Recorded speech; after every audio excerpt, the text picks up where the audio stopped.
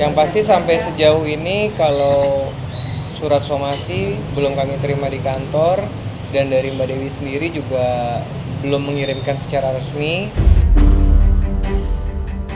Kalau misalkan somasi pertama saya dianggap remeh, nggak apa-apa, itu kan hak dia. Yang penting saya sebagai orang yang memberikan somasi, ya kan, sudah menjalani SOP dari kepolisian. Tunggu di minggu depan, kami siap untuk melaporkan, itu aja. Murka King Saipul Jamil meledak usai menerima respon menohok dari mantan istrinya Dewi Persik. Bagaimana tidak, King Saipul Jamil secara terang-terangan mengaku jika dirinya telah melayangkan somasi sebanyak 2 kali kepada Dewi Persik. Namun, alih-alih mendapat jawaban atau klarifikasi atas pernyataan-pernyataan yang dianggap fitnah, King Saipul Jamil justru malah merasa diremehkan oleh mantan istrinya itu. Alhasil, King Saipul Jamil kini menegaskan jika dirinya akan menempuh upaya hukum lanjutan dengan melayangkan laporan polisi pada pekan depan. Lantas, seperti apa kecaman yang ditegaskan King Saipul Jamil kepada Dewi Persik? Dan bagaimana Dewi Persik menyikapi itu semua? Saksikan selengkapnya hanya di Cumicam In-Depth berikut ini. Hai Cumi Lovers, bersama Cumicam In-Depth kami sajikan kabar lengkap, mendalam, dan akurat dari narasumber terpercaya. Dan jangan lupa untuk like, subscribe, dan juga share channel YouTube ini.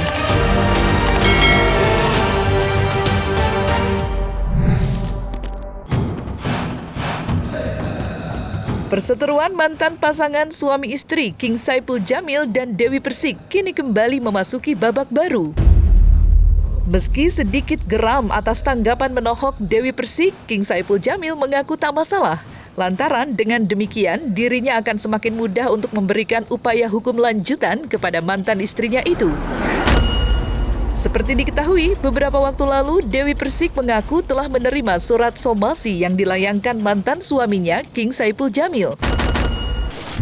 Namun, dalam waktu yang bersamaan, pedangdut berusia 37 tahun itu juga mengaku jijik alias enggan membuka surat somasi tersebut, sekalipun telah sampai ke tangannya. Lantas, benarkah hingga saat ini Dewi Persik belum juga membuka surat somasi yang dilayangkan mantan suaminya? Dan bagaimanakah respon King Saipul Jamil yang diremehkan oleh mantan istrinya? Yang pasti sampai sejauh ini kalau surat somasi belum kami terima di kantor, dan dari Mbak Dewi sendiri juga belum mengirimkan secara resmi. Jadi kami mungkin mohon waktu, bila mana memang sudah ada dan kita akan membalas atau tidak. Nggak ada masalah. Yang penting kan kita ikutin SOP dari kepolisian.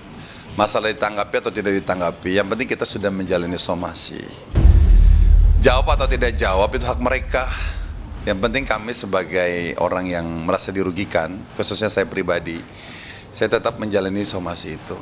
Gitu. Nanti begitu nanti ada LP kan udah enak, karena memang kita harus jalani somasi. Jadi sebelum, kalau ini kan undang-undang ITE ya, jadi memang harus saya yang dirugikan, yang harus bikin laporan gitu. Jadi begitu nanti, insya Allah kalau memang LP itu jadi persyaratan somasinya kan sudah lengkap, sudah ada buktinya. Nah, jadi semoga aja nanti LP-nya diterima, ya kan? Karena buat saya ini sudah sangat bikin kayak semacam apa tuh namanya tuh, resah. Kalau dianggap remeh ya mungkin kita lihat jiwanya lah ya. Mungkin seperti itu yang memang menganggap remeh. Bagi saya sebagai kuasa hukum King Saipul Jamil selalu menuntun persoalan ini sampai titik yang terbaik untuk King Saipul Jamil, agar tidak ada lagi korban-korban lain. Saya mohon kepada seluruh masyarakat kawal ini. Tanggapan aku, apa yang harus aku tanggapi? Keseriusan King Saipul Jamil dalam menempuh upaya hukum memang bukanlah sekedar gertak belaka. Pasalnya, dalam pengakuan King Saipul Jamil, diam-diam ia sebenarnya telah melayangkan somasi sebanyak 2 kali kepada Dewi Persik. Kendati belum mendapat respon dari mantan istrinya itu, King Saipul Jamil baru-baru ini menegaskan jika dirinya akan segera menyiapkan berkas dan bukti untuk membuat laporan polisi. Menariknya, dalam hal ini Dewi Persik tampak tak menggubris dengan serius semua kecaman yang dilontarkan oleh mantan suaminya. Lantas, seperti apa upaya hukum yang telah disiapkan King Saipul Jamil? Dan sebenarnya apa yang membuat Dewi Persik selalu tak bergeming jika diberi peringatan keras oleh King Saipul Jamil? Saya akan kasih unjuk bahwa kami sudah 2 kali somasi. Ini somasi pertama diterima oleh pembantunya yang perempuan. Dan ini somasi kedua ya. Ini somasi kedua. Yang tadi yang somasi pertama itu perempuan yang terima ya. Nah ini somasi kedua laki-laki. Saya nggak tahu gitu. Yang penting kita sebagai orang yang merasa dirugikan dan pengacara saya Bang Raja sudah menjalani SOP. Ini artinya saya memang benar-benar serius dalam hal ini karena buat saya memang tukang fitnah, tukang mutar balikin fakta ini bahaya kalau beredar dimanapun ya, di dunia nyata maupun di dunia sosmed karena ya itu bisa merusak citra sosmed itu sendiri. Sedangkan kita kalau bersosmed itu kan wajib bijak, harus baik. Apakah memang sosmed untuk tempat orang memfitnah? Apakah sosmed itu digunakan untuk orang membuli? Apakah sosmed itu digunakan untuk tempat menghina, ngata-ngatain orang dengan kata-kata kotor? Apakah sosmed itu digunakan seperti itu? Ya kan, makanya jangan menyalahgunakan sosmed. Aku merasa tidak pernah memfitnah dia karena aku tidak tahu siapa yang maksudnya dia. Sebenarnya ngomongin masa lalu itu malu loh Mbak. Ini udah tahun berapa sih? 2023. Dan perceraian saya 2008. Dan saya nggak ada sebut nama dia. Dan nggak pernah saya mengungkit-ungkit masa lalu. Saya kecewa gitu loh. Dia malah seperti kayak orang lupa ingatan gitu loh. Balasannya seperti ini. Sebenarnya ngomongin masa lalu itu malu loh Mbak. Ini udah tahun berapa sih? 2023. Ngomongin masa lalu malu loh. Perceraian saya 2008. Di 2003. Saya nggak ada sebut nama dia. Dia nggak sebut nama dia, oke. Apakah ini nggak nyebut nama dia? Ini bukti ya, jejak digital ya, oke. Bukti sama suami pertama. Kenapa? Gua nggak hamil karena gua memang nggak mau. Karena gua pernah keguguran. Gua pernah ngalami KDRT sama suami pertama. Tuh. Kenapa? Nggak nyebutin nama, memang benar nggak nyebutin nama.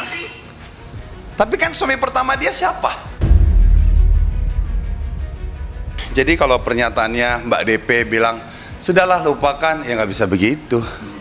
Ya, gara-gara statement dia, nama saya jelek, dibilang saya KDRT. Memang dia tidak menyebutkan nama, tapi kan dia bilang, suami pertama KDRT gitu kan.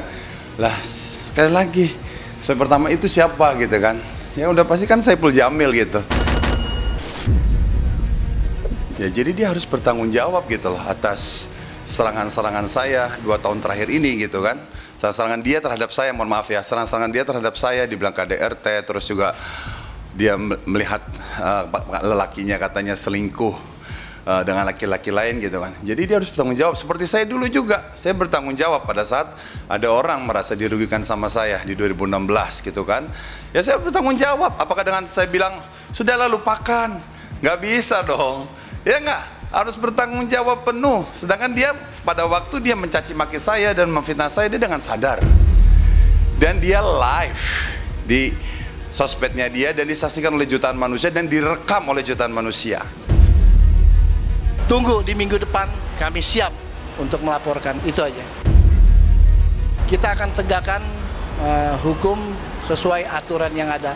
Saya yakin pihak yang berwajib akan lakukan yang terbaik. Aku tunjukin kekuatanku itu doang. Aku tunjukin kekuatanku itu doang.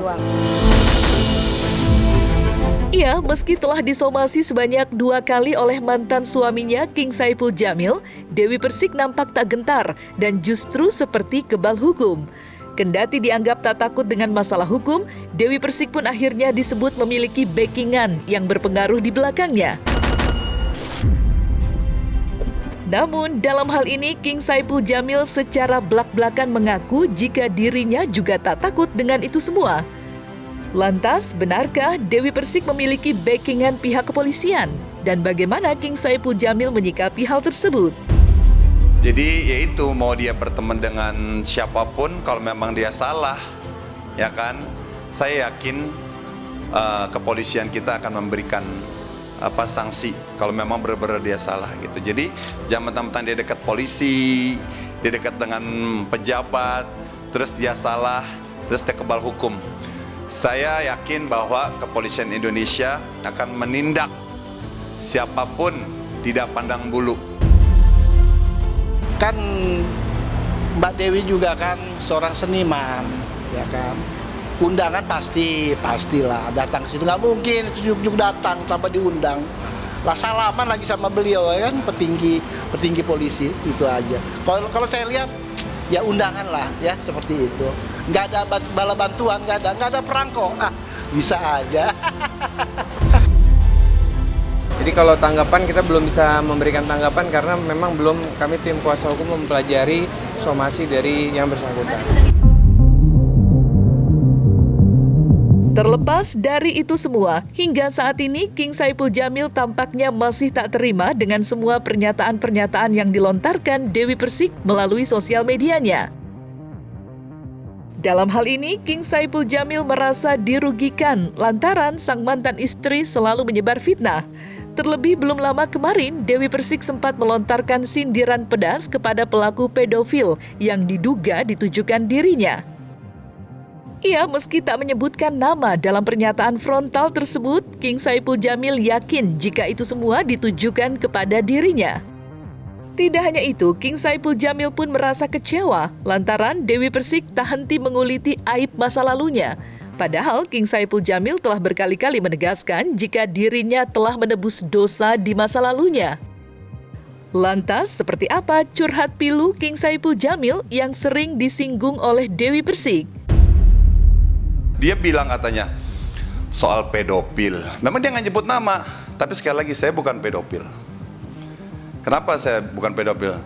Udah pasti, silakan ditanya ke Pengadilan Negeri Jakarta Utara bahwa pada waktu itu yang menjadi korban saya adalah orang yang sudah memiliki KTP dewasa. Sedangkan pedofil itu tidak punya KTP dewasa. Itu anak di bawah umur 14 tahun itu pedofil. Terus dia bilang, dia trauma, sok tahu, emang pernah ketemu sama anaknya? Sekarang anak itu sudah punya istri. Orang itu sudah punya istri dan sudah berumah tangga. Dan kami sudah baik. Mungkin pada waktu itu trauma. Ya kan, gak mungkin lah orang trauma dia mau berumah tangga. Dan kami sudah saling memaafkan. Jadi jangan sok tahu. Jangan menyebar fitnah. Saya sudah menebus dosanya. Saya sudah mengikuti maunya dia untuk dipenjara selama 8 tahun. Ya udah saya ngikut. Saya kirakan kehilangan pekerjaan, gak apa-apa, itu udah konsekuensi saya pada waktu saya berbuat kejahatan gitu. Jadi saya minta si Mbak ini wajib mempertanggungjawabkan, dan saya minta doanya dari seluruh masyarakat. Saya minta kasus ini dikawal. Ini bukan bacotin Botita. Ini lagi ngebacotin orang yang punya perilaku pedofil dan KDRT. Ingat itu. Aku tidak akan pernah takut untuk menyuarakan stop pedofil, stop KDRT. Aku sebagai perempuan, aku di sini mengajak para wanita-wanita seluruh dunia, bahkan terutama Indonesia, untuk bisa menjaga anak-anak kita dari penjahat kelamin dengan menyimpang seks terhadap anak-anak kita. Pedofil itu susah disembuhkan, harus dikebiri harusnya. Karena setiap lihat anak kecil, dia itu cenut-cenut tuh. Dan saya sebagai warga negara Indonesia butuh perlindungan pada saat privasi saya diganggu, pada saat saya difitnah, gitu ya. Pada saat saya mendapatkan ketidaknyamanan, saya minta perlindungan. Dan saya berjanji insya Allah setelah masalah ini selesai, saya tidak akan membuat onar lagi, ya, berbicara tentang hal privasi saya, karena buat saya memang dari dulu saya tidak pernah yang namanya menyalahgunakan sosmed. Saya gunakan sosmed itu untuk silaturahmi, penggemar-penggemar saya yang jauh, yang nggak pernah ketemu, terus dia bisa ketemu saya di sosmed.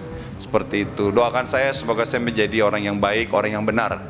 Karena saya sedang proses menuju orang yang baik. Karena Alhamdulillah setelah saya menebus dosa-dosa saya yang selama 8 tahun itu, saya banyak belajar bahwa hidup itu harus saling sayang menyayangi, tidak boleh menyakiti, tidak boleh merugikan satu sama lain.